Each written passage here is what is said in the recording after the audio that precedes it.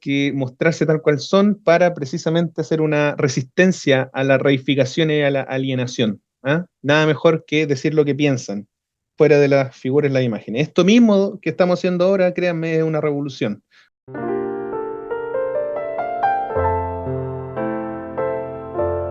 Vamos a analizar, ¿verdad?, escribir y discutir lo que propone este autor, que es Jürgen Habermas, en el pensamiento post-metafísico. Vamos a entender por qué se titula de esa manera, post-metafísico y no pre- o metafísico.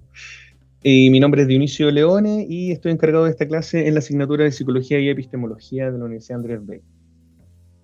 Entonces, lo primero será contextualizar esta obra, ¿verdad?, de Jürgen Habermas, que si alguno quiere recordar o profundizar en quién es Jürgen Habermas, porque ahí les adelanto que está vivo, a diferencia de muchos otros pensadores y pensadoras que vamos a ver en la asignatura, y que la verdad es que llevan bastante tiempo con el pijama de palo, como se dice en la jerga chilena. Entonces, Jürgen Habermas es un filósofo y sociólogo principalmente que tiene 95 años, si no mal recuerdo, en la actualidad, y es un referente de la segunda generación de la Escuela de Frankfurt, del Departamento de Investigación Social de la Universidad de Frankfurt, y que es conocido precisamente por ser el departamento que vio nacer, podríamos decir, a la teoría crítica como corriente de la epistemología. Entonces, más allá en el fondo de presentarle al autor, me gustaría contextualizar la obra y el tiempo en el que está escribiendo Habermas. Habermas está escribiendo y por supuesto pensando, antes que todo, en 1988, que es cuando publica este libro, El pensamiento postmetafísico. Y hay que pensar que en ese contexto, Habermas lo que está viviendo, y sin contar que él tenía 15 años, por ejemplo, cuando terminó la Segunda Guerra Mundial, y que eso también lo hizo tener una perspectiva y una vivencia directa con cosas como, por ejemplo, los genocidios, el supremacismo, el racismo, el totalitarismo, ya sea de derecha a izquierda, y todo lo que eso fue generando en las interacciones de la humanidad.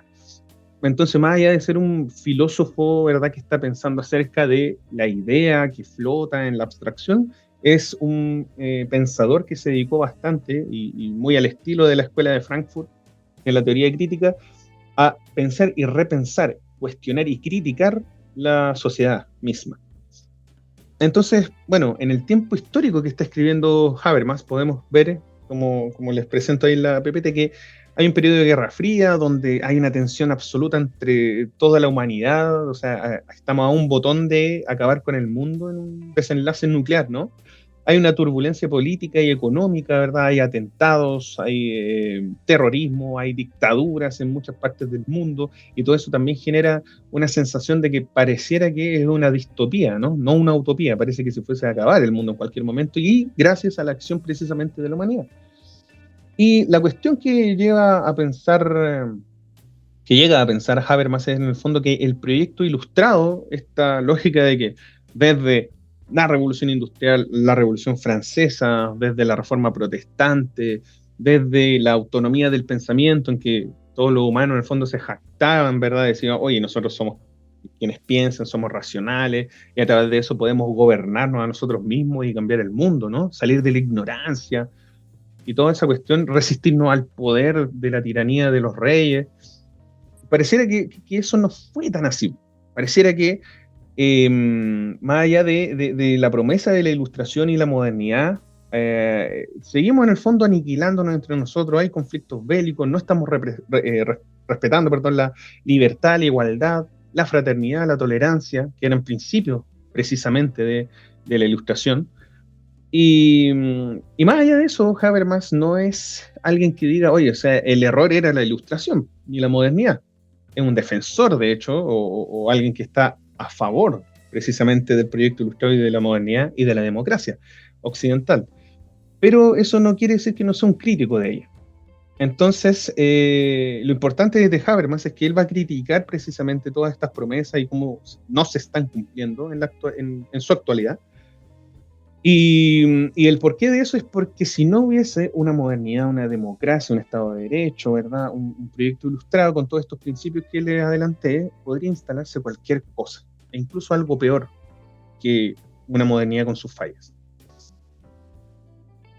Solo para contextualizar, y yo me imagino que esto debiese estar un tanto más claro en ustedes, ¿verdad? ¿Qué es la modernidad? Y en ese sentido hay que entender que la modernidad tiene que ver con una racionalización, un proceso, ¿verdad?, sociohistórico y cultural que va a llevar a la humanidad a desentenderse del dogma religioso, de que todo lo explicaba y lo sentía a través de la religión y Dios, ¿verdad?, en esta perspectiva judeo-cristiana. Y ahora vamos a comprender, por ejemplo, a las estructuras del mundo, y a los sujetos, y a la moral, y a la ciencia, ¿verdad?, y a la política, y al arte, y a la expresión, a través ya no de lo que nos depara la divina providencia, ni Dios, ni la religión, sino que ahora es a través de esferas que tienen que ver con la racionalidad, como por ejemplo lo cognitivo, la ética, la estética. Y en la modernidad se instituye algo así como una nueva deidad, podríamos decir, y esto no lo pierdan de vista. O sea, se desplaza el mito, que tenía que ver con toda esta creencia en seres super naturales y con superpoderes, como cualquier deidad, o el Dios mismo de los judeocristianos, y se desplaza por una creencia en el logos, es decir, en la razón, el estudio, el pensamiento. Y de esta manera el mito es desplazado por el logos. Esa sería como la máxima que gobierna todo el entendimiento y la interacción e incluso la condición de posibilidad o la manera de pensar las cosas y vivirlas en la humanidad. Todo esto márquenlo en el siglo XVIII más o menos, ¿no? Fines o mediados de 1700 en adelante. Y desde ahí también nace la modernización, que es una idea de progreso. ¿Qué quiere decir esto? Que la humanidad entiende que a través del uso de la razón y viviendo esta modernización constante, vamos a lograr progresar y cada vez ser una mejor sociedad o cultura o tiempo histórico para la humanidad. Siempre vamos a tener esa idea encarnada en nuestra existencia de que debemos progresar y avanzar. Parece que la humanidad ahora no podría tener un retroceso, ¿no? Y todo esto va de la mano con los desarrollos tecnológicos, industriales, económicos, en salud, en educación y así. Recordemos que modernidad viene desde en lo latín de modernus, que implicaría lo reciente, lo nuevo, y dad, que tiene que ver con una cualidad, es decir, una cualidad de algo reciente. Y por eso también va aliado con la idea de progreso. Y el proyecto ilustrado tenía que ver precisamente con el siglo de las luces, en que la ilustración, por ejemplo, Immanuel Kant dirá que, y de hecho asusará, instará a las personas a una palabra célebre que tiene en su libro que dice sapere aude, con un signo de exclamación, que es atrévete a saber, ¿no? Atrévete a pensar, atrévete a aprender. Es decir, usa tu razón para tus propios fines sin pasar a llevar a los otros, y así en el fondo la humanidad podrá progresar. Ese es como el proyecto ilustrado. En la manera que cada uno se ilustra a sí mismo puede generar una mejor sociedad y luchar en contra de los abusos, la tiranía, etc. Y eso va de la mano con algunos principios que ustedes habrán leído, visto o sentido en algún momento, como libertad, igualdad, fraternidad, tolerancia, progreso, respeto, etc. Ahora, ¿qué nos va a decir Jürgen Habermas, considerando todo este contexto del que les estoy hablando yo? Va a dividir, ¿verdad?, esta parte que a ustedes les convoca para el lunes, y por favor pongan mucha atención con eso que les estoy diciendo. Lo que ustedes debiesen comprender para el día lunes en su evaluación son dos cosas principalmente. Y ahora vamos a hablar sobre la primera. La primera es entender que el diagnóstico que hace Jürgen Habermas tiene que ver con dialogar un tanto con una obra y un libro que escribió otro pensador que es Heinrich. Entonces, Habermas, conociendo a Heinrich, en el fondo es como una cosa así como, ya escribo un libro para responder el libro de mi amigo, algo piola. Entonces, Habermas en el pensamiento postmetafísico comienza haciendo un diagnóstico, ¿verdad?, de qué ocurre en el fondo en esta sociedad de 1980, podríamos decir, con respecto al proyecto ilustrado, obviamente. Adriana se ríe. Sí, no, algo piola. Y ahora hay gente que le mandan un WhatsApp y por ahí le ponen mucho texto y no quieren leer. Imagínense lo que eran estos tipos. La cuestión es que Habermas dice, realmente la gente hoy en día hace canciones igual para tirar palos. Bueno, en ese entonces también lo hacían, y antes igual. Habermas va a decir que en esta sociedad, considerando el proyecto ilustrado, hay una traición hacia los principios de la ilustración y de la modernidad. Los que habíamos hablado, recuerden. Libertad, igualdad, fraternidad, respeto, tolerancia.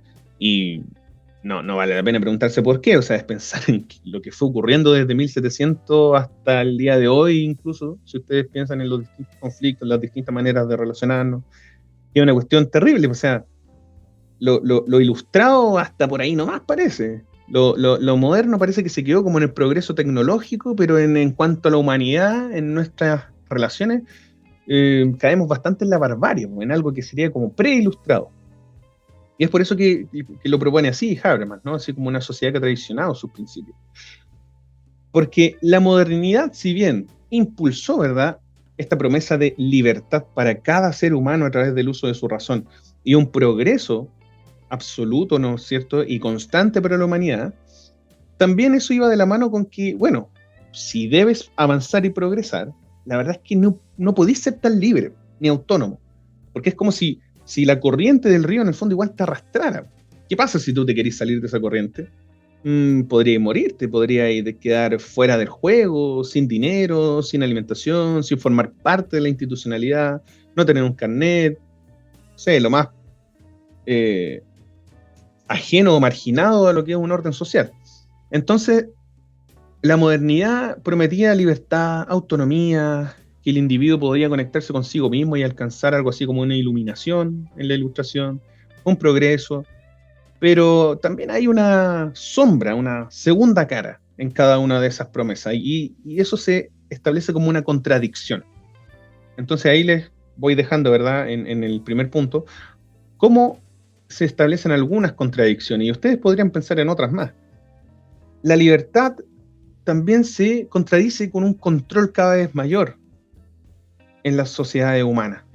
La autonomía también se enfrenta a determinado determinismo, ¿no? El individuo se enfrenta a lo que le impone la sociedad también. Y el progreso pareciera que va de la mano con una destrucción. Es como si dijéramos, no, hoy en día podemos tener muchos más muebles, mucha más comida en los supermercados, pero parece que nos hablara tanto de cómo eso impacta en los bosques y en la fauna. Entonces ese progreso no es solo progreso, también es muerte. Entonces todas estas contradicciones son parte de la modernidad y el proyecto ilustrado pareciera no haberlo prometido en el fondo, ¿cachai? Y esa sería como la traición a los principios. Se prometía algo, ¿no?, en los principios, pero parece que ocurrió otra cosa, poco a poco. Así, en ese diagnóstico de la sociedad, vamos a entender que la modernidad es un fenómeno complejo. La modernidad no es una definición en sí y nada debiese serlo. Y ojo con eso, es un llamado para ustedes también. No es como que podamos estudiar aquí desde Habermas, hoy la filosofía es súper buena, no, la epistemología crítica es lo mejor y los demás no tienen importancia, la economía es mala, la política no tiene sentido. No, esos son pensamientos muy simplistas, muy sutiles y que la verdad no alcanzan para una reflexión crítica.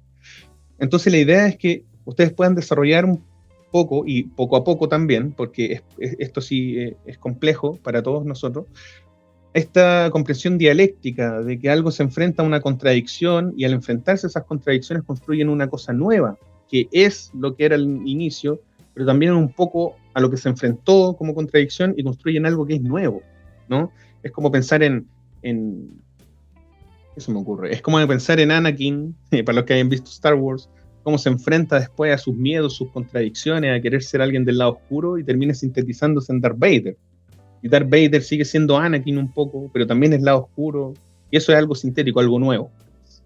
Y entonces la modernidad también tiene eso. No es solo libertad, no es solo autonomía, no es solo progreso.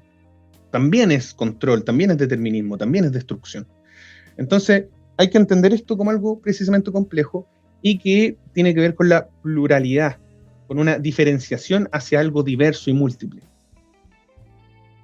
Y precisamente, y esto no lo pierdan de vista, ojo, guiño, lo que ustedes quieran, la psicología como una hija de la modernidad, término simbólico e histórico, va a heredar precisamente las mismas contradicciones de la modernidad. Es decir, estudiando, ¿verdad?, a la conducta, si ustedes quieren, desde esa corriente, ¿qué estábamos logrando? Aprender cómo funciona el comportamiento del ser humano, pero a su vez también eso lleva mucho control. Y eso también se capitalizó hacia maneras de generar marketing o de generar buenas conductas, bueno, conductas adaptativas, ¿no? Y de castigar, obviamente, las conductas desadaptativas. Y así pueden pensarlo con un montón de otras cosas, lo que ocurre hoy en día con el boom de lo neuro. Neuroeducación, neurocoaching, neuroautoayuda, neurosujetos, neuro, y pareciera que a todos le quieren agregar eso de neuro, porque estaría buscando una predicción y un control sobre lo que va a ocurrir. Y eso es parte, en el fondo, de esas contradicciones. Pareciera que en vez de buscar una libertad, estamos buscando más control.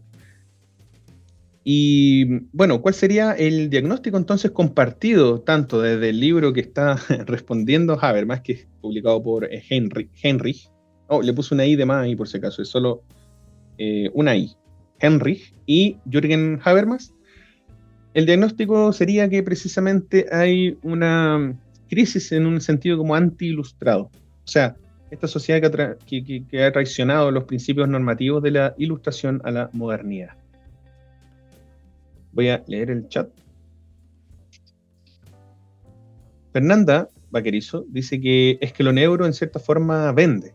Y claro, entonces ahí nosotros, en este entramado de lo que vamos viendo, tendríamos que preguntarnos epistemológicamente por qué algo que tiene que ver con el estudio del funcionamiento a nivel neuronal se asocia con una mercantilización. O sea, no, en principio uno diría, ¿qué estáis hablando?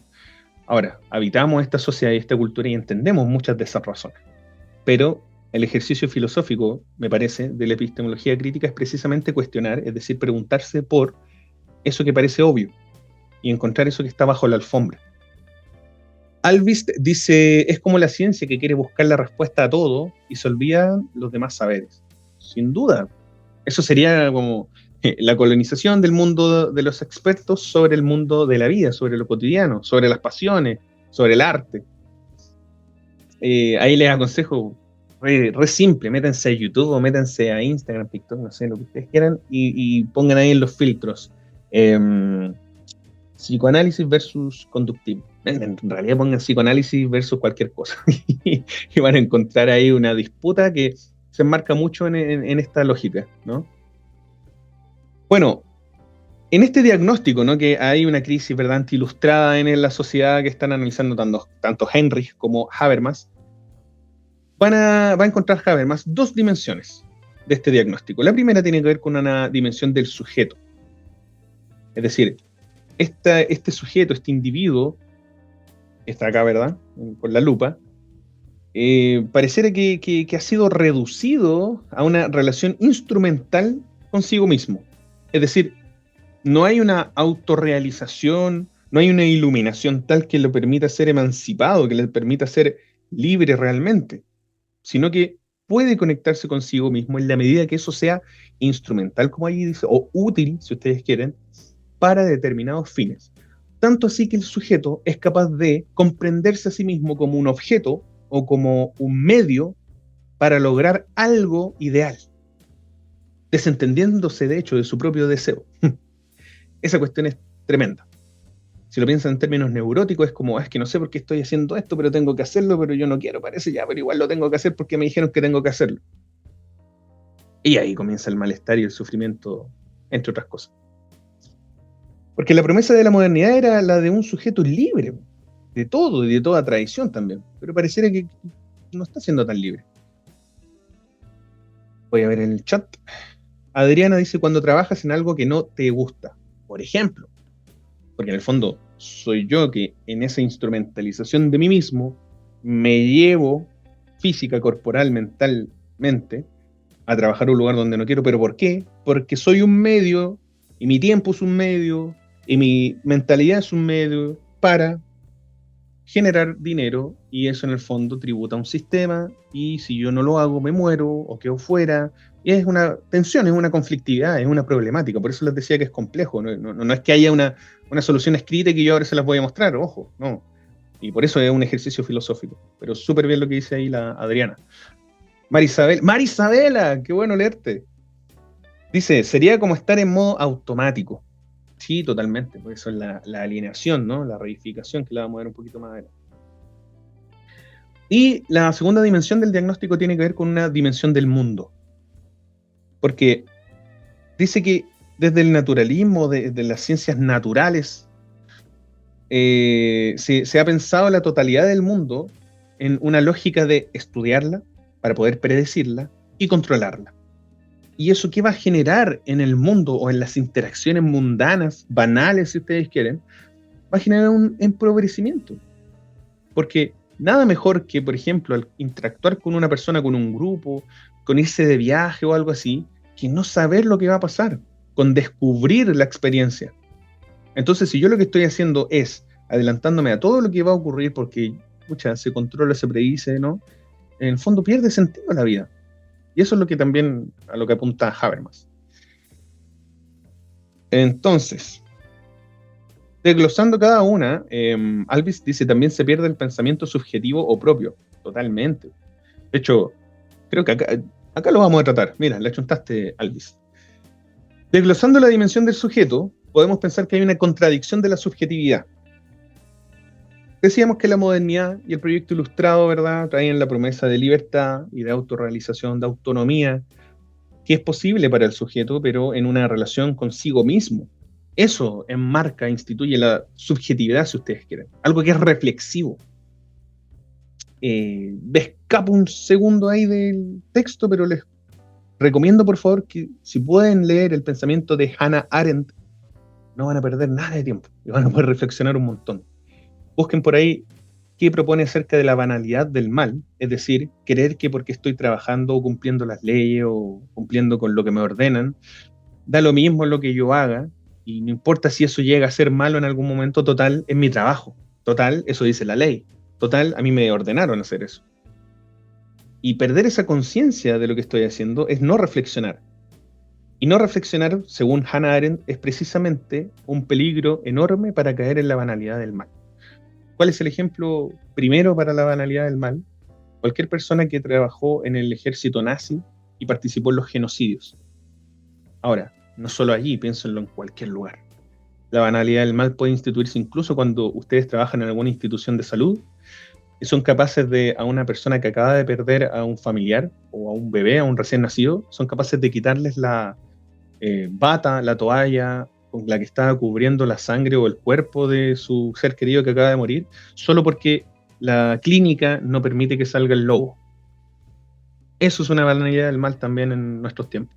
O decir que yo tengo que matar determinada cantidad de personas solo porque estoy cumpliendo órdenes, y no en el fondo algo de lo que yo pueda decidir. Entonces la reflexión es muy importante siempre para conectar consigo mismo, y es algo donde pienso yo que coincidiría Hannah Arendt con Habermas. Porque eso permite proyectar nuestra propia vida, ¿no? Autodeterminarnos, no que nos determinen. Y eso es porque estamos desamarrados, ¿verdad? Libres de antiguas tradiciones.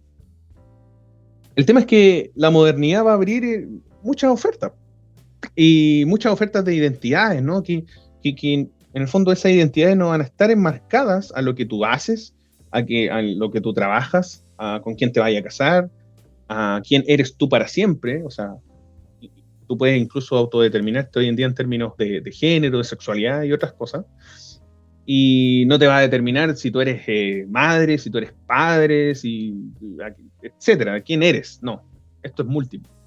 Y uno puede ser muchos en uno mismo. Y eso implica precisamente enmarcarse en esa promesa de la pluralidad de las formas de vida que traía consigo la promesa de la modernidad.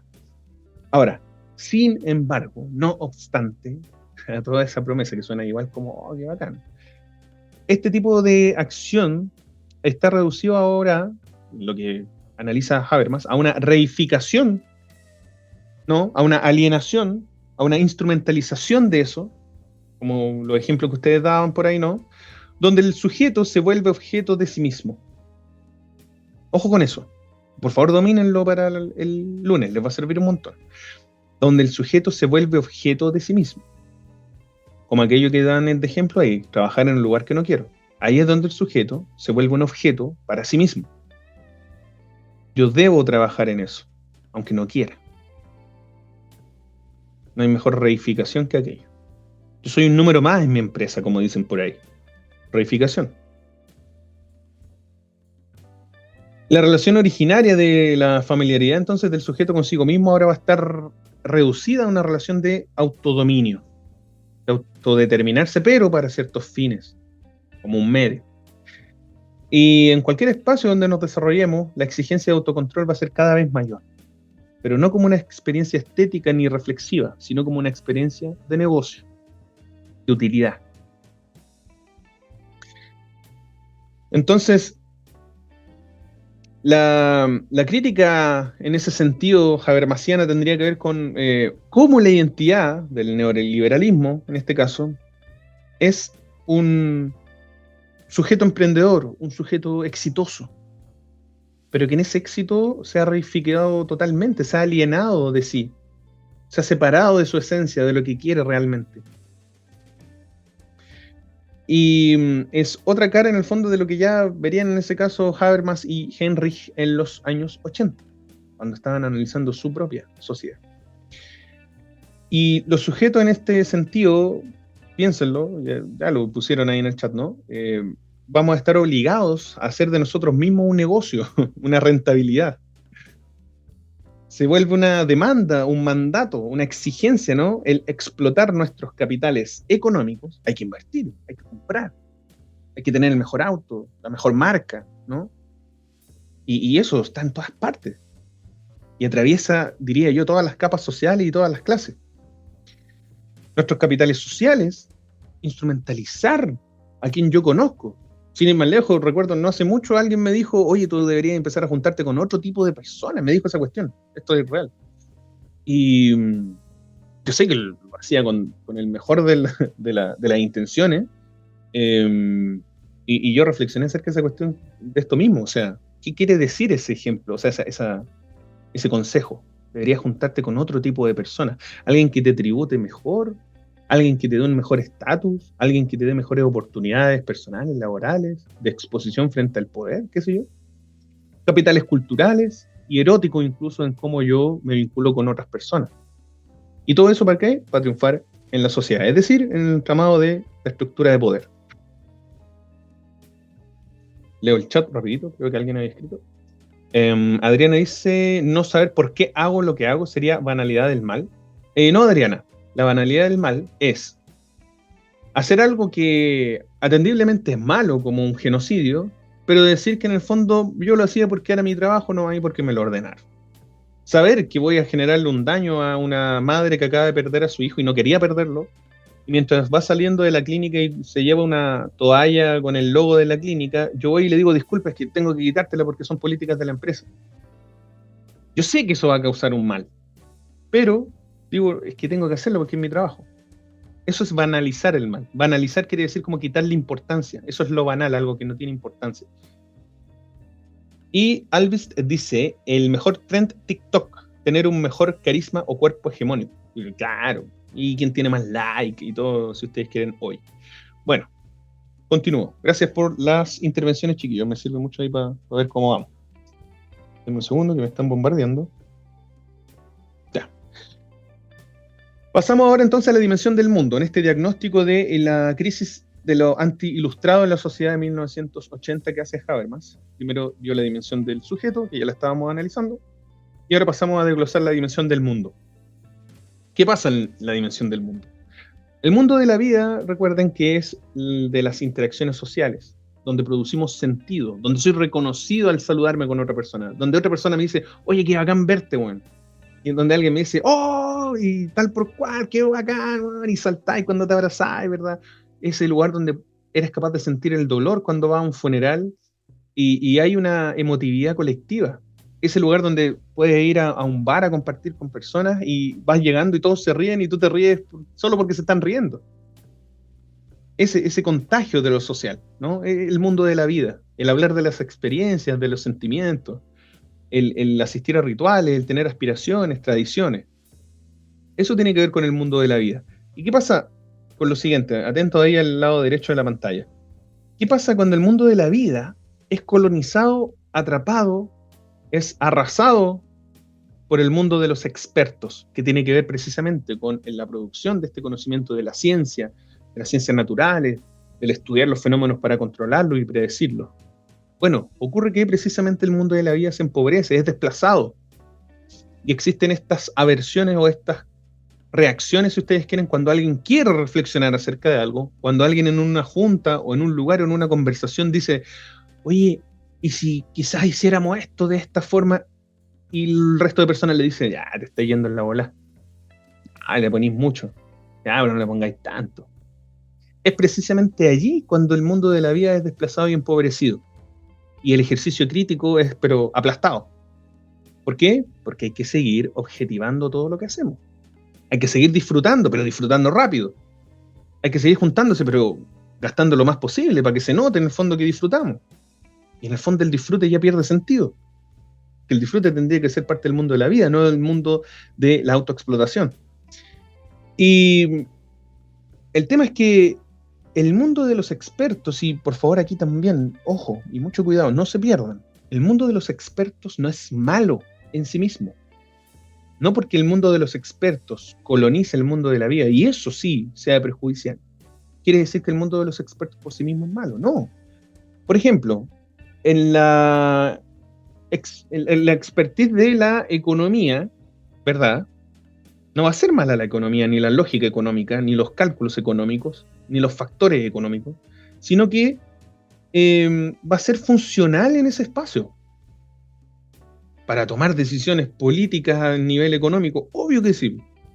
Ahora, ¿cuál va a ser el problema? El problema es economizar la vida cotidiana, la reificación. Interpretar, como les propongo ahí en el ejemplo, interpretar los fenómenos de lo cotidiano desde la lógica de la rentabilidad, es decir, costo y beneficio, o de la oferta y demanda. ¿Qué pasó ahí con el erotismo? ¿Qué pasó ahí con el vínculo social, el lazo social, el conocer a alguien, con la sensación? No puedo sacar cálculos de eso. Ahí me estoy perdiendo, ahí estoy empobreciendo el mundo de la vida. Entender mi relación con los demás desde una perspectiva económica.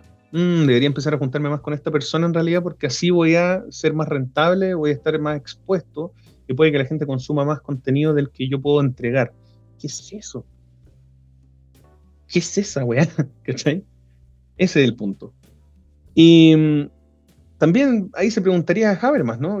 ¿Cómo podrían salvarnos las ciencias si el pensamiento científico se basa en la lógica de predicción y control de los fenómenos? ¿Cómo podría hacerlo? Porque eso, precisamente, si nos salvara la ciencia en ese sentido, sería instrumentalizar la vida misma, como se lo estaba proponiendo ahora. Porque el naturalismo aplicado a la vida, ¿no?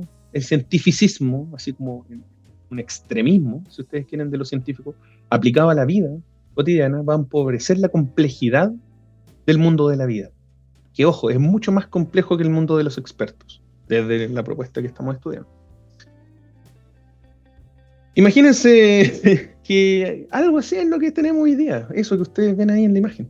Al caer en un materialismo extremo, aparece un mundo poblado de puros objetos. Ya no habrían sujetos. Se eliminan las preguntas sobre el sentido de la vida o el por qué estamos acá, por qué hacemos lo que hacemos, por qué trabajamos donde trabajamos. Y entonces ahí moriría la filosofía en este espacio. ¿Y qué va a ocurrir entonces si muere la filosofía y el sentido por la vida o el preguntarnos y cuestionarnos el porqué de las cosas? ¿Qué pasaría entonces con la libertad, con una sociedad justa? ¿Qué importa si están dando el reality? ¿Qué importa, ¿no? Si está el Black Friday? Da lo mismo, en Decathlon hay una oferta, vamos para allá. ¿Y con quién? No importa, da lo mismo, allá va a haber gente. Y son puros, ¿cómo se llaman estos? NPC, creo, ¿o no? De los que sean gamers, de esos que andan por ahí, da lo mismo, ¿no? Como que no tienen una existencia, una esencia misma. A propósito de reificación, solo para que quede un poco... NPC, sí, eso mismo. De la reificación, y les dejo ahí como tarea, si quieren, busquen qué es la reificación y qué es la alienación, sobre todo desde la partida de Marx, y bueno, también pueden verlo desde Hegel y en la Escuela de Frankfurt, pero busquen una definición, a eso me refiero, para que a ustedes les pueda quedar claro, pero aquí hay un ejemplo tremendo acerca de la reificación, que tiene que ver con que, primero, se puede dar como en dos movimientos la reificación. Primero, cuando un objeto se trata como sujeto, y a mí me parece un tremendo ejemplo cuando hay gente que le gusta mucho su auto y hablan de la nave. No, es que mi nave, mi chancha, la flaca para la bicicleta. Entonces le estáis dando una cualidad de sujeto a un objeto. Las manzastillas con las que andáis. No, mi polerón, oh, mi chaqueta favorita, oh, esos zapatos los amo. Es una reificación en la vía de darle cualidad de sujeto a un objeto. Y también está la otra vía de darle cualidad de objeto a un sujeto. No, si vamos a llamar aquí a un compadre que arregla esto al tiro. Pero pareciera que no importa quién es esa persona. Lo importante es que es un medio que puede alcanzar un fin. ¿Ah? Esta persona puede solucionar no sé qué. Ah, hay alguien que me debe no sé qué, le voy a pedir que haga esto. Voy a hablar con un cajero en un lugar, voy a hablar con alguien del supermercado, con un guardia en un banco, o con lo que sea, y se desentiende de su cualidad humana. Pasa a ser solo un objeto. Leo el chat. ¿Adicción a pantallas? Dice Marisabela. Y no entendí la pregunta, Marisabela. Si quieres usar el micrófono. Adriana dice el máquina. Claro. Eso también. Cuando estás entrenando, a mí me carga esa weá. Es como ir a entrenar, no sé, me gusta nadar, hacer natación, ir al gimnasio. Pero cuando están con eso de que máquina, ¿qué es eso de máquina? Es la reificación misma, si ustedes quieren. Buen ejemplo que te tiraste. Y acá en el fondo es eso, pues como este sujeto que es un científico pasa a ser pareciera un objeto, ¿ven? Con todos sus instrumentos, estudiando a un sujeto que sería el cerebro de una persona que pasa a ser un objeto. Miren, la reificación misma. Con respecto a los NPC y la desaparición del mundo de vida. Ah, claro, pues imagínate cómo ahí se objetivan las personas en la lógica de los perfiles de redes sociales. Es todo objeto, es todo imaginario, son puras imágenes. Y Erika, hola. Hola, profe, me dice, hola, Erika. Continuamos, ya vamos en la recta final.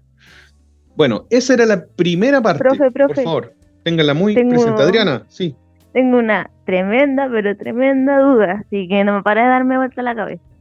dale, para eso estamos. Eh, ya, pasa de que estaba pensando de que probablemente el modernismo sea enemigo de la metafísica o del pensamiento o la filosofía por el mero hecho de que em, está como la modernidad bien enlazada con los científicos, con las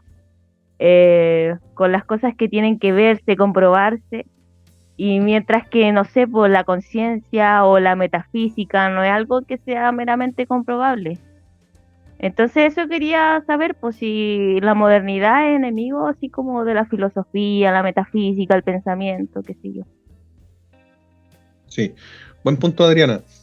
Ya, la modernidad promueve todo un avance hacia el uso de la razón para poder darle sentido a la existencia humana, si ustedes quieren. Pero en ese movimiento está enmarcada no solo la lógica cientificista del positivismo, que es eso de lo que realmente puedo observar para comprobarlo. Ese es un espacio de la epistemología solamente, es una corriente, de hecho. Pero también en ese movimiento ilustrado y de la modernidad de usar la razón, también está la metafísica, también está el idealismo. No se desentiende. El punto es que Habermas, ojo, está haciendo un análisis desde 1988 hacia atrás, no desde 1700 hacia adelante, ¿cachai? Él ya trae como todas estas tradiciones y lo que está analizando es su sociedad.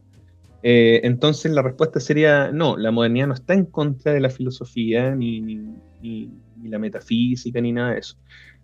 ¿Ya? De hecho, la modernidad lo que promueve es eso. Si ustedes quieren un idealismo o una metafísica desde la filosofía que sí promovía la modernidad, era la ilustración. La ilustración no se puede tocar, no se puede observar. La conciencia, la razón, son entes, pero eran propuestos de tal manera que era una idea que había que alcanzar de alguna forma. ¿Y cómo? Usando la razón, educándose y todo eso que les comentaba al inicio, Adrián. Vale, me queda claro. Gracias. Bueno, bacán, Adriana, muchas gracias. Nicole dice, es paralelo. Es como para situar el tiempo. Claro, porque desde 1700 empieza el quiebre que genera la modernidad, ojo, no es en la filosofía, sino que es entre la razón y la religión. Ese es el quiebre que genera la modernidad y el proyecto ilustrado.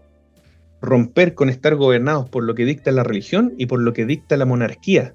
Recuerden que en la Edad Media, antes de la modernidad, lo que gobernaba era eso: palabra de Dios y orden del rey. Y con la Revolución Francesa y todos esos procesos de los que le hablé al inicio, lo que viene es precisamente una revolución, no solo en términos de violencia directa, sino que también en términos de pensamiento, de razón sobre Dios, de razón sobre la religión, de lo racional y lo político y la igualdad sobre la nobleza y la monarquía. Esa es como la liberación que trae. Pero Habermas lo que hace es decir, claro, eso fue bueno, pero también trajo contradicción, que son las que estamos viendo ahora.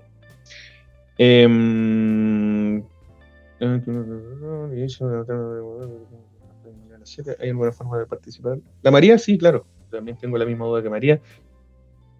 Chiquillos, totalmente libres todos. Solo que tenemos que continuar, así que sigo.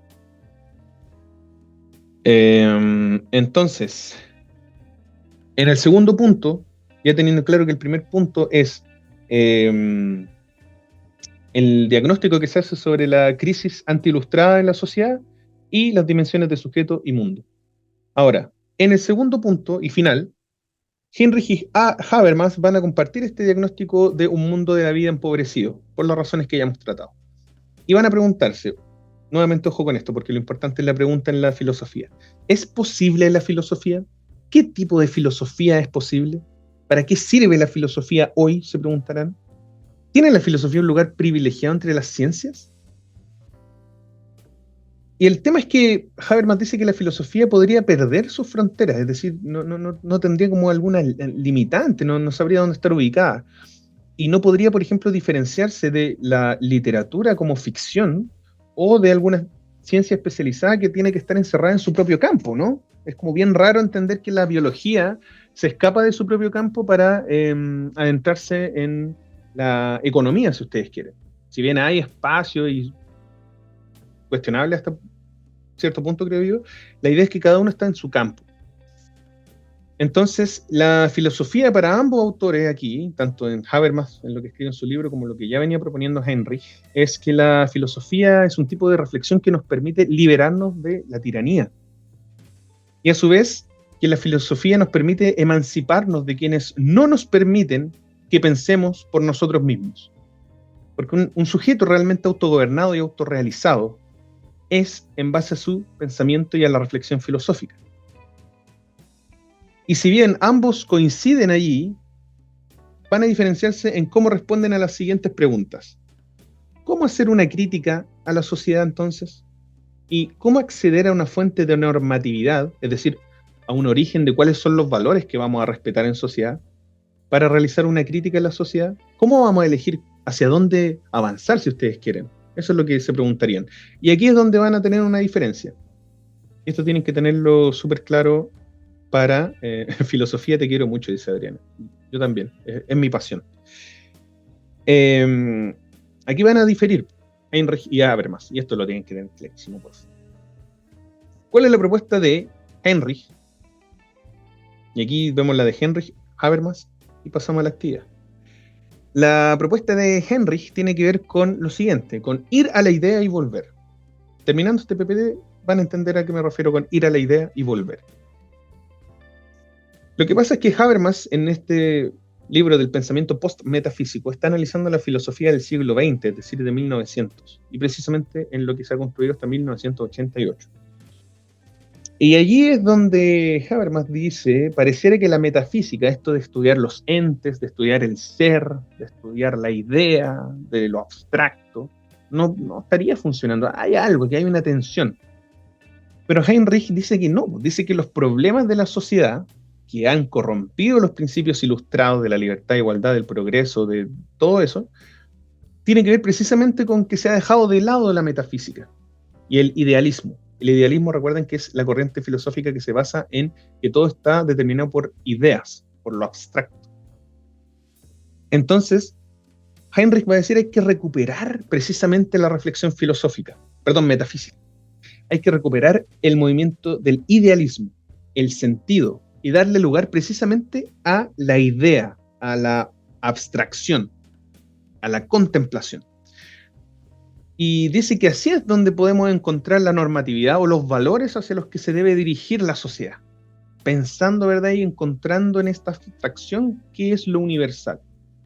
Y eso tiene dos movimientos para poder establecer qué es lo correcto, si ustedes quieren, cuál es la ética hacia donde debe apuntar la sociedad.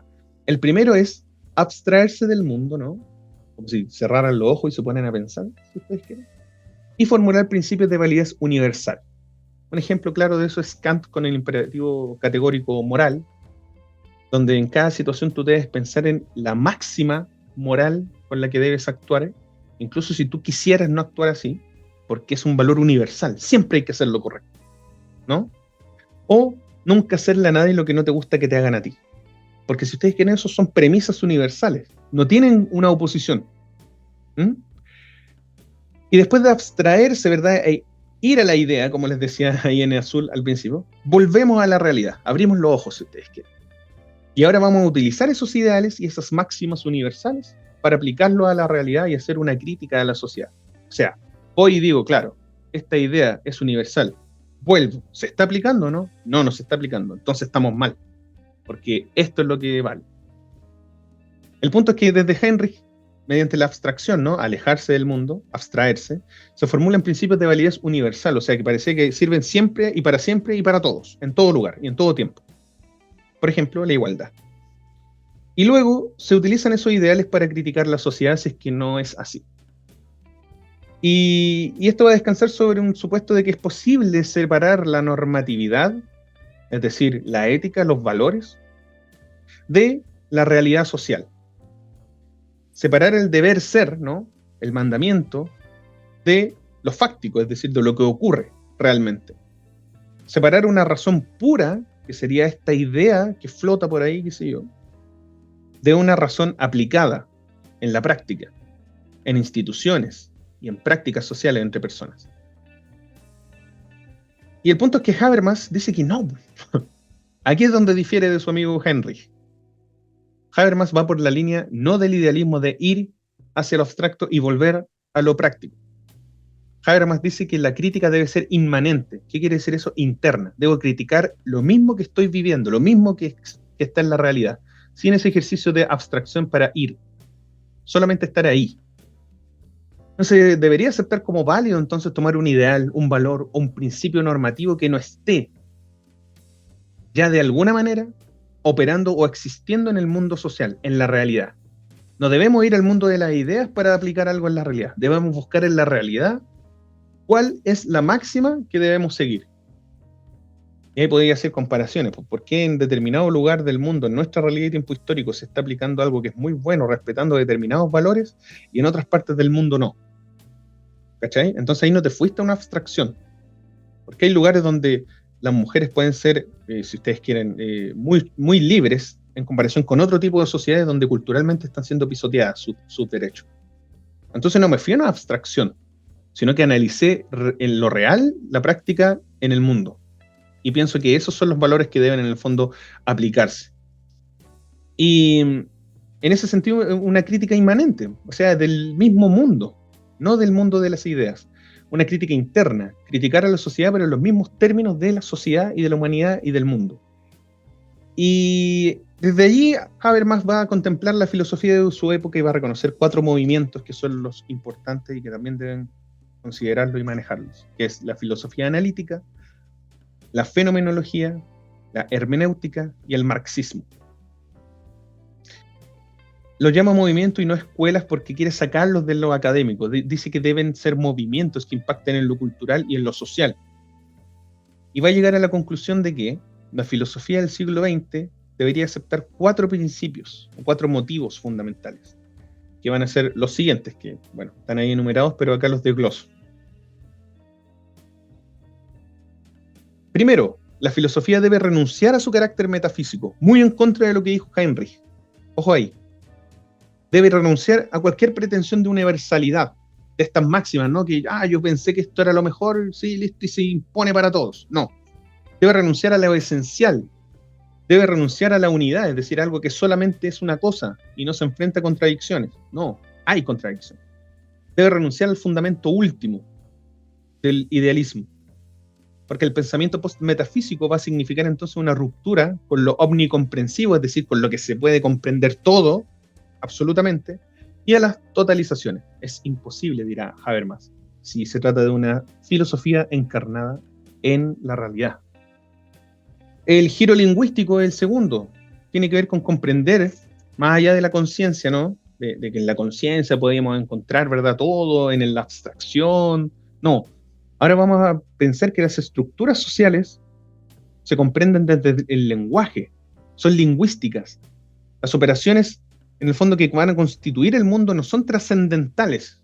No hay algo detrás que estructura el mundo, sino que se hace a través de los símbolos, de la semiótica, del lenguaje. Y en ese sentido, y por lo mismo, la salida no es el idealismo, como decía Heinrich, sino que es una pragmática, es decir, una práctica del lenguaje y de cómo se aplica, que se construye a través de los discursos, de lo que se escribe, de lo que se dice, de lo que se educa. Porque un sujeto es un fundador de mundo, pero siempre derivado de la interacción con otro. No es un sujeto primario o último o fundamental. Y ahí es donde esto también chocaría con lo que ustedes pueden ver hoy, en esta cuestión de que no, yo limito mis juntas porque quien no me tributa, quien no me aporta, lo saco. O siempre solo porque yo nací solo y me voy a morir solo. Nadie puede ayudarte en tu éxito, solo tú eres el que domina tu destino. Toda esa cuestión es un idealismo trascendental. Acá, en el giro lingüístico, lo importante va a ser entender, qué sé yo, desde Lacan, que el inconsciente está estructurado como un lenguaje. Entonces no es que el inconsciente ande por ahí flotando o esté alojado en alguna parte del cerebro, sino que es el lenguaje mismo. De cómo a mí me dijeron algo mientras yo nací, crecí, y eso significó estructurarme como una identidad, como una persona. Desde allí entiendo qué es bueno, qué es malo. Y dos personas en distintos lugares van a ser estructurados desde un lenguaje donde a algunos le van a decir, oye, tenéis que ser vivo, tenéis que ser choro, tenéis que andar choreando, no tenéis que dejar que nadie te deje de longi, de Perkin. Y a otros le van a decir, tú debes ser una persona respetuosa, estudiosa, tienes que sacarte las mejores notas, ayudar a otra persona si lo necesita y tú puedes. Y vamos a tener dos estructuraciones distintas para dos personas. ¿A través de qué? Del lenguaje. Y no de una conciencia. Lo tercero es el carácter situado de la razón. ¿Qué quiere decir esto? Algo contextualizado, si ustedes quieren. Entender la razón como históricamente situada y geográficamente, agregaría yo. El tipo de racionalidad es una racionalidad mundana, anclada en el mundo, encarnada. No es algo puro y abstracto, sino que está presente en, como les decía, en el lenguaje, pero también en ciertos tiempos, culturas, idiomas, regiones. Porque la filosofía además no va a tener un lugar privilegiado entre las ciencias, sino que debiese resignarse, ¿no?, a tener esta banalidad en el término de lo mundano, de lo cotidiano, de saber entre otros saberes, una disciplina entre tantas otras. La razón no existe entonces de forma abstracta, sino que está encarnada en las relaciones, en las interacciones y en el lenguaje. Y el objetivo va a ser encontrar una unidad en las múltiples voces. Por eso también Habermas es tan, ¿cómo decirlo?, promueve tanto la democracia. ¿Ven? Y recuerden también que podrían pensar esto, o sea, hay autores como Heidegger que va a proponer la idea del ser, ¿no?, o de lo hegeliano en la dialéctica como el espíritu absoluto, si se dan cuenta de algo universal, algo que opera para todo, y desde allí también iban a tomar algunas concepciones, movimientos ideológicos como el fascismo y el nazismo, que eran muy idealistas, o sea, hablar de la raza aria es un idealismo, es una conciencia trascendental. Y también por ahí va esta oposición de Habermas, desde la importancia de la democracia y de encontrar una unidad entre múltiples voces con otros. Y finalmente, la inversión del primado de la teoría sobre la praxis. ¿Qué quiere decir esto? Que no es que la teoría emerge de la nada, se descubre y eso, ¡pum!, se aplica sobre la realidad práctica, sino que el conocimiento teórico tiene su origen en la práctica social, en las interacciones, en la comunicación, en las problemáticas. La filosofía no puede considerarse una teoría por sobre el mundo. Habermas apuesta por un mundo consensuado democráticamente y menos violento, y va a ser necesario recuperar el mundo de la vida las interacciones con otros, pero sin aprovecharnos de los otros.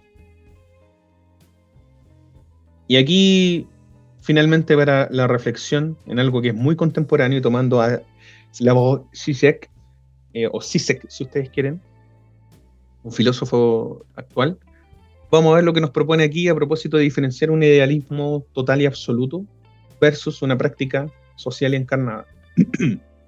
Zizek dice: el mandato de ser feliz se convierte en una forma de control social, donde el sujeto se ve atrapado en la lógica de satisfacción a través de la conformidad a las normas de lo socialmente aceptable. Un ideal, idealismo, metafísica. Esta estructura impuesta por las instituciones del poder convierte a la felicidad en un nuevo opio del pueblo, que aliena, ¿no?, al sujeto de su capacidad de desear auténticamente y cuestionar el orden existente. Zizek en Living in the End Times, editorial Verso. Esto lo estoy sacando de un Instagram, por si acaso. Yo no me voy a adjudicar el crédito aquí, del que les dejo ahí, Siconex-Soc, si alguien quiere verlo. Y proponen ahí también, yo puse un par de palabras, pero esto también es de ellos. Dice: la cita de Zizek explora cómo las estructuras de poder, en lugar de fomentar la emancipación individual, que sería parte del proyecto ilustrado y de la modernidad, imponen una versión normativa de la idea universal, lo absoluto, lo total. Una versión normativa de la idea universal de felicidad que conduce a la alienación, es decir, a desentendernos de nosotros mismos. Tanto así que hay gente que puede sufrir o sentir malestar por no ser lo suficientemente felices. Y esa cuestión es una contradicción. En ese sentido, la felicidad se convierte en un dispositivo ideológico que disuade al sujeto de cuestionar el orden social y cultural existente. Esta felicidad es presentada como un fin inamovible que los individuos deben alcanzar, pero en el proceso, sus deseos son domesticados para perpetuar la lógica del poder. Así, las estructuras de control no solo garantizan su permanencia, sino que también silencian la potencial subversión del deseo, presentando la conformidad como la única ruta hacia el bienestar, porque todos deben ser felices. Amigos, comentarios, dudas, me interesa. Cuéntenme ustedes, por favor, chicos. Tremendo, súper bien explicado todo, gracias, Antonia. Vamos a ir entonces a ver el video por última vez. Ninguna duda, dice Adriana, excelente, en responder lo siguiente. ¿Cómo asociaría usted lo que se expone en este video con la epistemología y lo social? Aquí va. Y usted se me olvidó preguntarle, ¿cómo es para usted la mujer ideal? Bueno, la mujer ideal ¿Sí? debe cumplir 4 requisitos. 4 requisitos. Primero, ¿Ya? que sea medianamente inteligente, ¿no? Medianamente nomás. Que sea una buena esposa, ¿Ya? una excelente madre y que en la noche se desinhiba totalmente.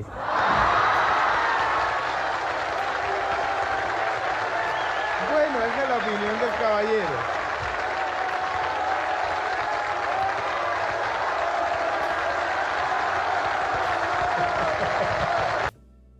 Ya, chicos y chicas, les doy un par de minutos para que elaboren ahí una respuesta.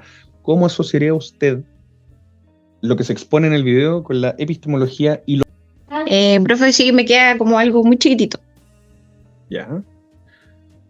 Entonces voy a partir con quienes escribieron en el chat, ¿ya? Después con los que ahí me acuerdo y los que vayan participando. Bueno, brevemente entonces. Alvis, por favor, ¿tienes cámara? Audio, sí. ¿No tienes Cámara. cámara? Queríamos verte, Alvis, para que te conocieran todos. Ya, dale nomás. Te escuchamos. La pregunta, la repito, era ¿cómo asociaría usted lo que se expone en el video con la epistemología y lo social? Dale, Alvis. Ya. ¿Se escucha? Perfecto. Ya. Epistemológicamente, viendo que las mujeres siempre se han visto como en ese tiempo o en ese video, se ven como las mujeres utilizadas, por decirlo así, bajo el punto de vista de un hombre. De que tienen que hacer el aseo, que tienen que ser la mejor madre, la mejor cuidadora, bajo todo este estereotipo de crianza en la sociedad. Entonces, desde ese punto de vista, sí, y obviamente el machismo. Y de lo social, eh, a ver, de lo social, eh, ay, no sabría cómo responder frente a lo social. Mira, Eh, creo es que la como, respuesta está bastante orientada precisamente hacia lo social. Entonces, como que ya tomaste el punto social. Ahora trata de pensar cómo vincularías lo que dijiste desde lo epistemológico, es decir, cómo te preguntarías el por qué esa gente, ya sea el hombre que habló, las mujeres que aplaudían, otros hombres que estaban al fondo y se pararon aplaudiendo así como que era lo máximo, llegaron a pensar eso y a estar estructurados de esa manera. Puede ser porque, porque una siempre respuesta se súper simple. normalizó, porque siempre se normalizó digamos, los cuidados a la mujer y el hombre Ajá. como el dominante trabajador. Vale, Alvis, muchas gracias.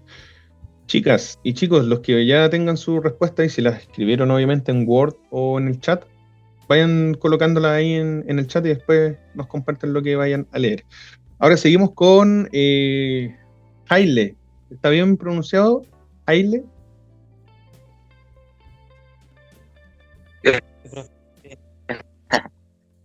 Uy, te escucho más o menos. A ver, dale de nuevo.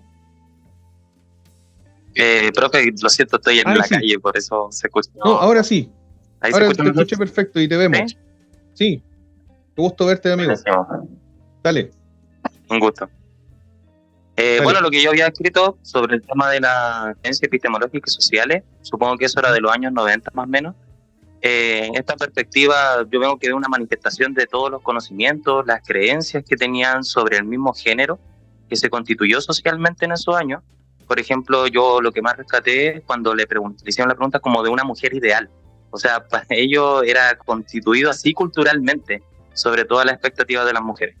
Y en el ámbito social me recalcó más el tema de, no sé, los valores patriarcales que se manifestaban en esa época y por otro punto el tema de que la gente lo celebrara. O sea, el hecho de que toda esta parte masculina estuvieran aplaudiendo y algunas mujeres también hacían como el beneficio a estos hombres a mantener estos roles de estereotipo. Súper. Ahí, Fernanda, si tú quieres comentar algo al respecto, cuando quieras nomás. Jaile, me parece que la respuesta es bastante completa. Puede ser ahí una retroalimentación al final. Me gustaría que participe otra persona. Tengo acá a la Adriana. Dale, Adriana, porfa. Te queremos ver y escuchar. Chuta, ver y escuchar, estoy no tan presentable, pero bueno, ya, Oye, veamos. no, si no vamos a obligar a nadie, solo los que quieran ahí como Jaile, pero dale nomás, Ya, Adriana. hola, ¿qué Recuerden que tal? somos sujetos, no objetos, no tenemos que arreglarnos ni nada de eso. Dale. Bueno, mi reflexión sobre la pregunta va más que nada sobre dos puntos. Primeramente es que según lo social y epistemológico, número uno, la respuesta que da ese caballero recibe la aprobación de la gente y número dos, esa respuesta encuentro yo que puede influir eh, a las personas que ven un programa tan influyente como el de Don Francisco. Pero lo más interesante de esto es que las personas aplauden inmediatamente. Nadie se da como el tiempo como de pensar en esa pregunta. Y es bien interesante porque ellos, pensándolo bien, vienen de una época donde tampoco se podía tanto contradecir al hombre o contradecir las enseñanzas de los papás. Entonces, eso creo yo que sería como lo epistemológico y lo social. Ese sería como igual la problemática, por dicho, la capacidad en que la gente tiene como para pensar más que en lo correcto, más que en todo lo que hace, más que en todas las personas que aplauden, más que en esa época. Es interesante como nadie, en este video, se queda a pensar en qué onda esta respuesta que está dando. Está buena, está mala, o ir un poco más allá filosofando. ¿Me entiende? Entonces esa sería mi respuesta, ¿no? Excelente, Adriana. Muchas gracias por el esfuerzo ahí de reflexionar precisamente sobre eso, por A propósito de lo que dice mostrarse en la Adriana, cámara y darnos tu pensamiento.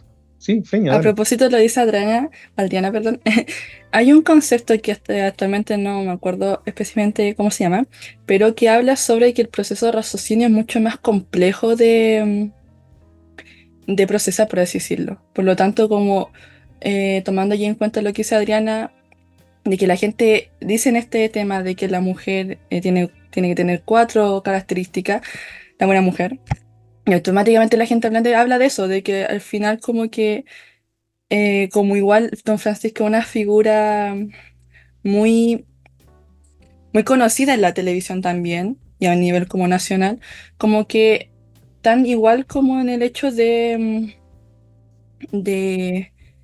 del poder, por así decirlo. No sé si se comprende un poco, como que no Sí, lograba más bien la situación, pero como que el hecho de que aplaudir, igual están como sumisos, por así decirlo, ante esta imagen de poder que genera como Don Francisco y por ser popular, por así decirlo. Y ese elemento de la transición hacia el raciocinio no existe por lo mismo. mm, No sé si se gastó un poquito lo que quería decir, sí, claro. pero De- muy de acuerdo con lo que dice Adriana. Ujú. Gracias, Fernanda y Adriana. De hecho, algo relevante de la Escuela de Frankfurt y la teoría crítica es precisamente la atención y el cuestionamiento que se hace sobre los medios de comunicación. ¿Cuál es el impacto que tienen los medios de comunicación en la estructuración cognitiva, social, epistemológica de las sociedades y de las personas? Entonces, lo que se me está presentando en esos tiempos, sobre todo donde el mayor medio de comunicación era la televisión, impacta en cómo se entiende al otro. ¿Cuál es el rol de las mujeres? ¿Cuál es el rol del hombre? Y no es que el hombre, estoy pensando en este tipo que habló ahí, no es que ese sujeto sea, no sé, pues el demonio encarnado. Él también es un sujeto estructurado a través de estos discursos y estos dispositivos. ¿Okay? Al tiro te doy la palabra, Antonia. Entonces, la cuestión es tensionarlo nosotros hoy y entender también por qué estaba en esa parada machista patriarcal, por qué determinaste que la mujer, eh, no, como dijo, medianamente inteligente. Y ustedes recordarán que esta es una lectura epistemológica, que hay mucha producción científica, o sea, muchos artículos que circulaban en ese entonces, y hasta no muy lejos en tiempo, que determinan que la mujer tenía determinada habilidad en términos de inteligencia y los hombres otras. Y eso también se veía reflejado en qué tipo de profesión tenían unos y otros igual, ¿cachai? En esta lógica binaria. Y así es como la epistemología impacta en lo social. Le voy a dar la palabra a Antonia, que levantó la mano, y después seguimos con Aileen. Adelante. Aquí estoy, no voy a mostrar la cámara porque no estoy presentable, pero ¿Qué es estar bueno, presentable? Dale. podríamos remitir también la percepción sobre ciertas perspectivas de género también a épocas de guerra, en donde el hombre era el responsable de salir a la guerra, mientras que la mujer era la responsable de poder mantener una vida familiar. Entonces vemos cómo a través de los años, de las décadas, se fue perpetuando y se fue construyendo también socialmente, a partir de un periodo de guerra, cierta perspectiva de rol de la mujer particularmente, y bueno, también del hombre. Y ¿cómo se llama? Se me fue la idea. No, está bueno. Dale, termina la idea. Entonces, claro, vemos cómo también ciertos periodos históricos, ciertos hitos históricos nos dan cuenta de ciertas interacciones que se fueron construyendo en las sociedades. Fueron dando como herramientas para que las sociedades se relacionaran de cierta manera, para que se fueran construyendo ciertas perspectivas de género en particular. Entonces también daría yo la importancia a esos hitos históricos en particular. Claro. Y piensen ustedes que a propósito de los habermasianos, te doy el tiro de la palabra, Nancy, la cuestión aquí es que, tomando por ejemplo lo que decía Antonia, ya, desde lo histórico y desde los conflictos bélicos se podría estructurar determinado rol porque algunos hacían una cosa y otros otra. Yo les aseguro, y yo sé que ustedes también van a estar muy de acuerdo, en que hubo un montón de hombres que jamás fue a la guerra y un montón de mujeres que nunca tuvo un marido que fue a la guerra y que aún así se estructuraron de esa forma. Y es por eso que el giro lingüístico se aborda quizás en esta lógica de hay una estructuración lingüística de la realidad, de las relaciones y las interacciones con otros, versus un ideal, algo como que desde la conciencia nazca para decir que hombres son de una manera y mujeres de otra. Esa es la diferencia.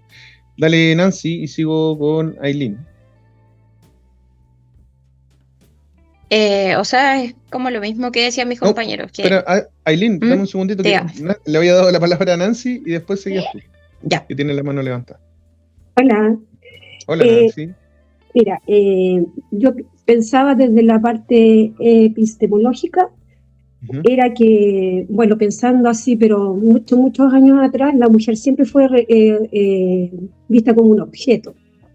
Si nos vamos, por ejemplo, antes no tenía la mujer derecho a voto, la mujer era relegada, ¿cierto?, a tener hijos, la crianza de los hijos, al hogar. Y eso todo viene detrás, ¿cierto? Y esas mismas mujeres criaron a hombres y mujeres machistas. Entonces, por eso que, bueno, la crítica social para esto sería que este hombre fue criado de esa forma y, bueno, en esos años y como todas las mujeres aplaudían y los hombres también, era normalizado eso.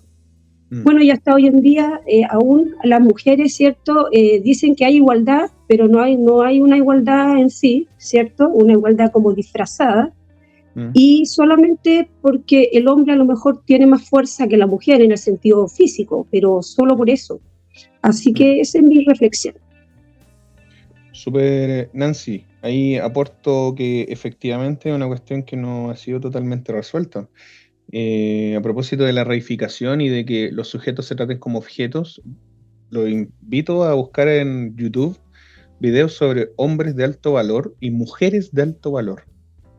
Ahí se van a ir de raja, así, derechamente. Y estamos hablando de hoy.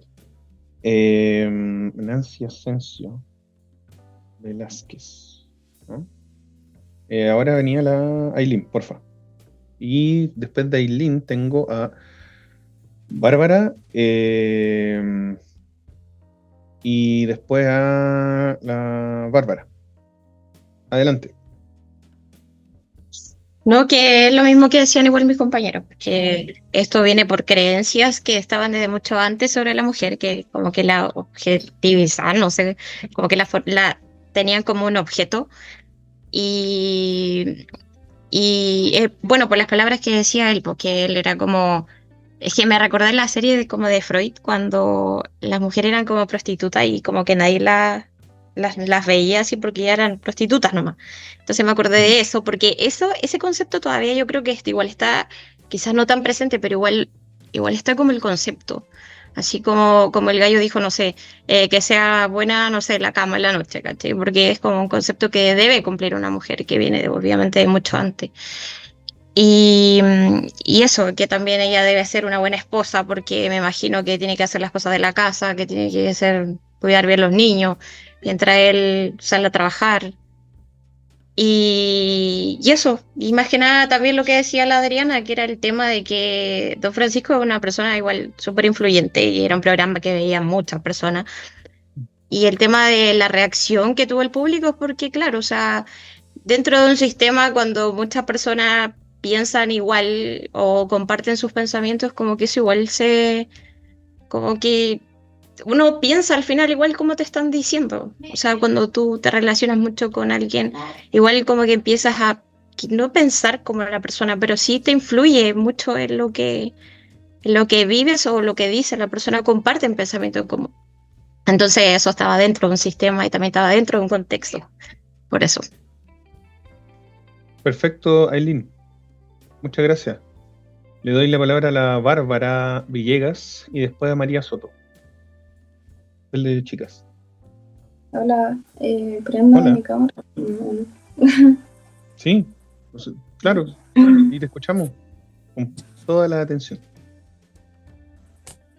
Ya.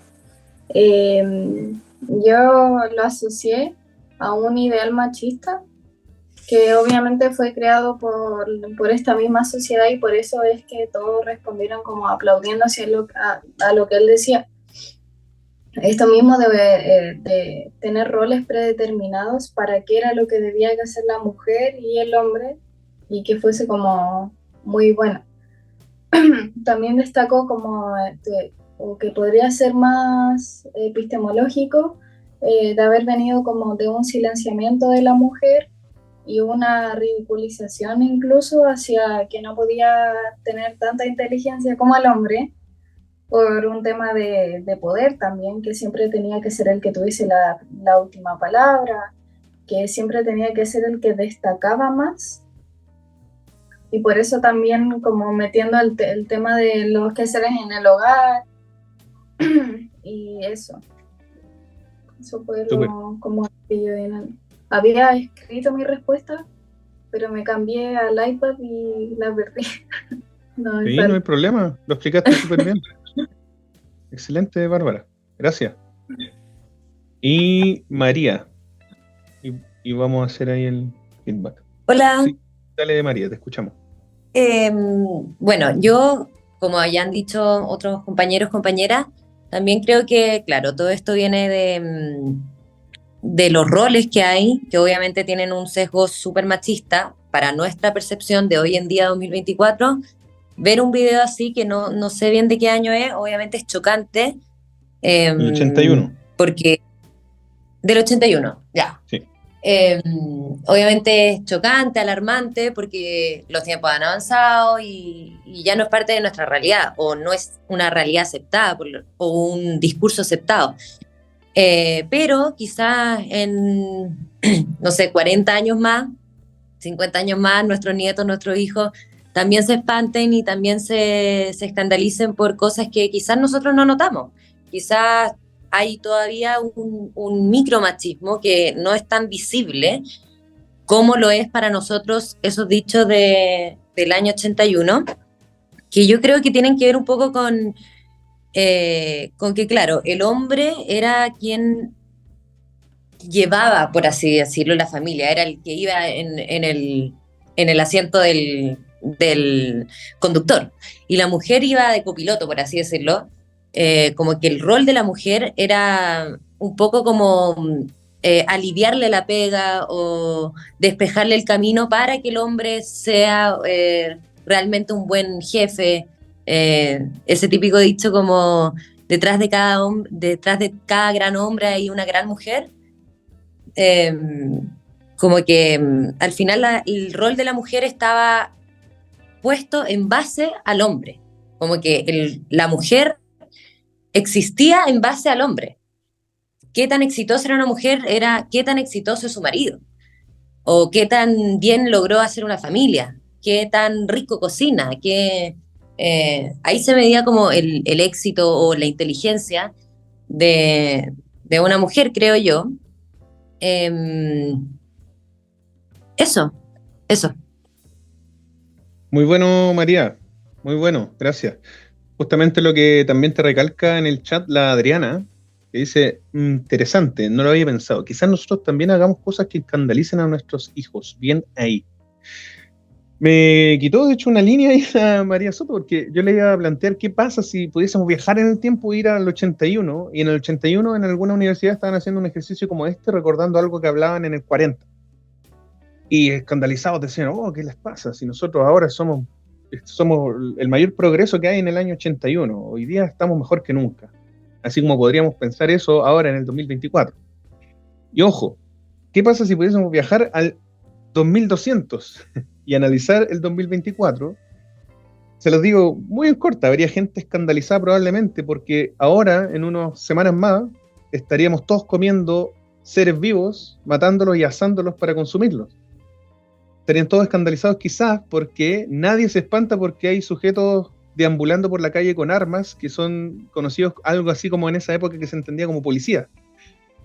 Nadie se escandaliza porque hay guerras en el 2024. En el 2200 quizás eso ya es como una barbarie.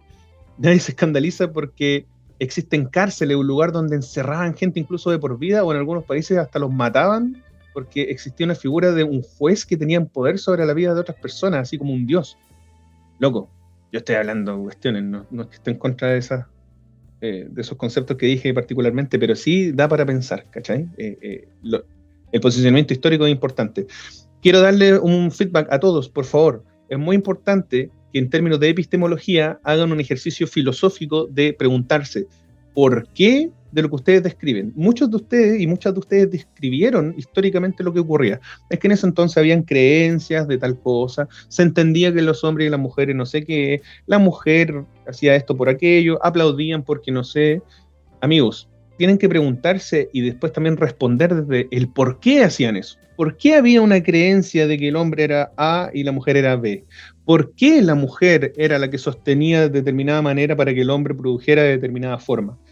¿Qué discurso, qué producción científica en libros y artículos? ¿Qué cosas hablaban en los documentales? ¿Qué se le enseñaba a las personas en los colegios y las universidades? ¿Qué les decía el médico cuando iban a una consulta? Todo eso es epistemología, porque está enmarcado en la ciencia, en el saber y en el conocimiento y en el cómo se difunde. Y desde allí bajamos o hacemos el paso hacia el lado, si quieren, a lo social. Cómo esa construcción de conocimientos, de saberes, de ciencia, de filosofía, ¡pum!, impactaban lo social, generando dinámicas como la que acabamos de ver en el video. Por ahí va el ejercicio epistemológico crítico, amigos y amigas. Ojo con eso. Más que describir lo que están viendo, tienen que reflexionar y criticar el porqué de lo que están viendo y cómo se situaba en ese tiempo desde el conocimiento y lo social. Bárbara, tienes levantada la mano. Sí, que iba a decir respecto al como a espantarse con las cosas que vemos de mucho atrás. Sí pasa también que nosotros nos espantamos, pero nos espantamos porque son cosas que si bien podemos pensar, no las decimos. Sabemos que no se deben decir porque están mal. Entonces eso es también no solamente el que esté como clausurado el hecho de hacerlo, de actuar como desde esa forma, sino el pensarlo. Como por ejemplo, y muchas veces juzgamos desde ese lado también, pero más que porque esa persona se atreva o que lo haga, es porque lo mostró. Es porque lo dio a saber. No sé si me explico. Es como... Me perdí con que dio a saber qué, por ejemplo. Algo que quizás que socialmente no está aceptado ahora. Por ejemplo... como que una mujer del video, por ejemplo, no hubiese aplaudido, se hubiese parado y dijera, oye, ¿qué les pasa? ¿Cómo se le ocurre aplaudir con esto? ¿Eso? Claro, son cosas que hoy en día sí pasan. Hoy en día la gente dice, oye, ¿cómo se te ocurre? Y pues, no sé, lo funamos o ¿cómo podéis pensar así? Qué sé yo. Claro. Entonces, por eso igual tiene que ver un poco con el no decirlo. Es como este meme de si yo dijera como todo lo que pienso, sería una persona muy funable. Sí, pues sí, te cacho. Eso. Sí, obvio, tiene el punto ahí con las estructuraciones del poder y de la voluntad, que enmarca lo cognitivo. Gracias, Bárbara. Aileen, ¿tú querías decir algo? Voy a leer, sí, como dijo la compañera, la mujer venía del hombre. Por eso cuando uno se casaba, es que ahí está marcada incluso la religión, pues, ¿cachai?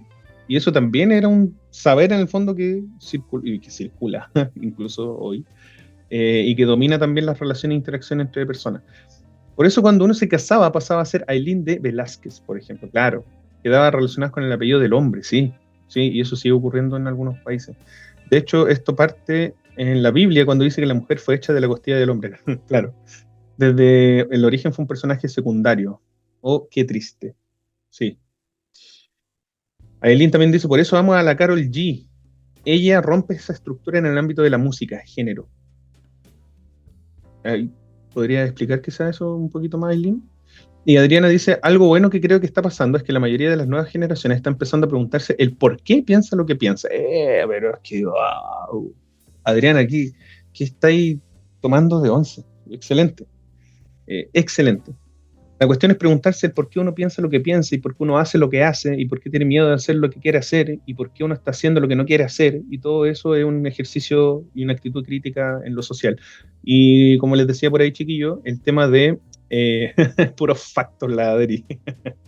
El tema es que en lo epistemológico, por favor, siempre denle la vuelta a preguntarse el porqué de cómo algo llegó a ser lo que es. ¿Han cachado cuando se dice, pero si así son las cosas, si se sabe, pero que así es nomás, pues si, ¿qué vaya a hacer tú? ¿Vaya a cambiar el mundo? Sí, pues podemos cambiar el mundo. desde lo social, desde lo crítico, desde lo colectivo. En fin, chicas y chicos, compañeros, amigos y amigas, estamos cerrando. Si es que nadie más tiene algo que decir por ahí, les propongo que escriban en el chat cualquier feedback a nuestra primera ayudantía. Tienen mi correo, se los dejé en el anuncio. También ahí nos podemos comunicar con Fernanda, con Ashley, que también son las otras ayudantes de epistemología, y con el profe Diego. ¿Qué les pareció esta primera ayudantía? ¿Cómo vamos? Déjenlo fluir ahí en el chat o por micrófono. Y yo por mi parte les digo que encantado, como siempre, de hacer clases con este equipo, con este grupo. Son muy inquietos, son muy preguntones, son muy inquietas, y eso es hermoso. Nada mejor que encender cámaras, que mostrarse tal cual son, para precisamente hacer una resistencia a la reificación y a la alienación. ¿Ah? Nada mejor que decir lo que piensan, fuera de las figuras y las imágenes. Esto mismo que estamos haciendo ahora, créanme, es una revolución, porque no todas las revoluciones son violentas directamente. También con saludar a la gente por la calle, también con aprenderse el nombre de las personas, también con encender la cámara y con aportar desde lo que piensan, están haciendo una revolución a una sociedad que nos lleva a ser solos y no pensantes. Bueno, después de ese eslogan, voten por mí, me estoy postulando alcalde.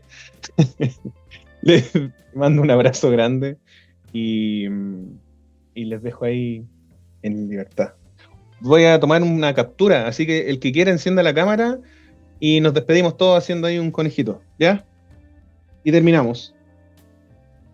Vamos, los que quieran y puedan, esperemos un poquito para que todos enciendan la cámara, aunque no hayan aportado, y ahí nos despedimos y hacemos correr esta imagen. Yo se la mando ahí a alguien del curso. Vamos, 10 segunditos más para que enciendan la cámara los que quieran. Y les aviso cuando salga la captura. Tomen sus posiciones, sus mejores ángulos. Y nos estamos viendo, amigas y amigos. Oh, me faltó el Alvis. Alvis estaba apareciendo. Ahí sí, ahí sí. Ya, espérenme un poquito. Les aviso. Ya, mantengan congelados, abran los ojos. No sé, vamos, 1, 2, 3. Buenísimo. Ya, amigos, que estén muy bien.